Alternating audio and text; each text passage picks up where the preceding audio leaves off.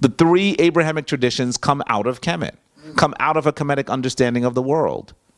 And so the early Christian groups, if you're unfamiliar with this, look up the story of the groups that were considered the Gnostic groups. Some of these groups had a very different understanding of women. I told them at the lecture on Saturday that they couldn't tell me about the role of women until they read the book of Thecla. Most Christians have not even heard of Thecla. Thecla was in many ways as important as Paul. Did you hear what I said? Now understand, 2/3 of the Bible is Paul's work. So Thecla is as important that even with Paul in her midst, she baptizes herself. Then you better understand that there's some things in your tradition that you're not understanding. There's some things in your tradition that have been manipulated by men. And you have to look at what happens in the 3rd and 4th century of the Common Era. That is when those church fathers actually make Christianity literal. It's when they take the role of woman out. There were these great debates over what should happen to Mary. Did Mary go into heaven?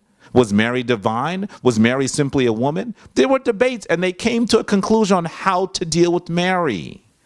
So you have to understand that men made those decisions. That's the reason why the tradition seems so patriarchal today. It's not because the Bible tells us it should be. It's because the Bible that you have was curated by by European men who are attempting to galvanize their own power.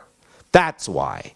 So if you are going to be an African, if you're even going to be a revolutionary, what you have to do is you have to re-Africanize your books. You have to re-Africanize the Bible. You have to re-Africanize your teachings. If you're not doing that, you may be following a tradition that is anti-African. And if you are following a tradition that's anti-African, you are an enemy to Africa. Yeah, not only that, we have to weed that out. Now, I'm not saying you should discard the Bible. The Bible has divine teaching in it. Right.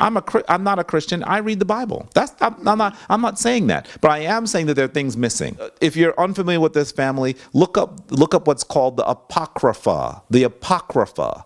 Apocrypha is basically a description of books that were decided too controversial to include in what's called the canonical Bible, the Bible that you have.